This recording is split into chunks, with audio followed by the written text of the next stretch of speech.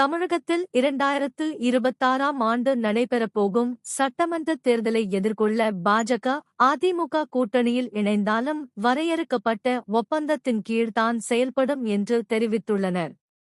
ஆனால் பாஜக முதலில் கூட்டணி வைப்போம், தேர்தல் முடிந்ததும் தமிழகத்தை கைக்குள் வசப்படுத்திக் கொள்வோம் என்று எண்ணி வருகிறதாம். அந்த வகையில் முதலில் எடப்பாடி போட்ட கண்டிஷனுக்கெல்லாம் சரி என்று சொல்லிவிட்டு தற்பொழுது அவர்கள் நிர்வாகிகளை வைத்து அவரின் மனதை மாற்றி வருகிறார்களாம். அதன் வெளிப்பாடுதான் தினகரன் மீது கொடுக்கப்பட்ட வழக்கை எடப்பாடி வாபஸ் பெற்றது. பாஜக சிறு கட்சிகளை கூட தங்கள் வசம் வைத்து 2026 தேர்தலை திமுகவை வீழ்த்தியே ஆகஸ்ட் வேண்டும் என்று திட்டமிட்டுள்ளது. அதனால்தான் அதிமுகவிடம் பணிந்து நடந்து கொள்கிறது. இதனின் அடுத்த கட்ட டார்கெட் சீமான் மற்றும் இதர சிறு கட்சிகள் எனக் கூறுகின்றனர்.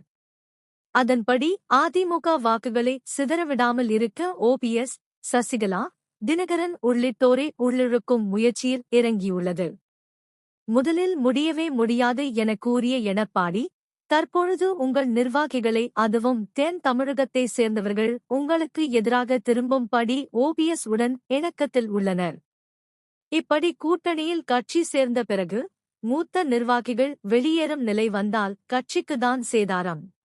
அதனால் கட்சியை கட்டுக்குள் வைக்க கட்சியை விட்டு நீக்கிய முன்னாள் நிர்வாகிகளுடன் மீண்டும் சமரசம் பேசலாம் என கூறியுள்ளனர். ஆனால் எடப்பாடி சிறிது காலம் போகட்டும் என கூறியுள்ளாராம். வரும் நாட்களில் எடப்பாடி, ஓபிஎஸ், தினகரன், சசிகலா உள்ளிட்டோர் இணைவது குறித்து அறிவிப்புகள் வெளியாகும் என தெரிவித்துள்ளனர். பாஜக நேரடியாக ஆர்டர் போட்டால் அதிமுக கேட்காதென்று அவர் நிர்வாகிகளை வைத்தே பொம்மலாட்டத்தை தொடங்கியுள்ளது.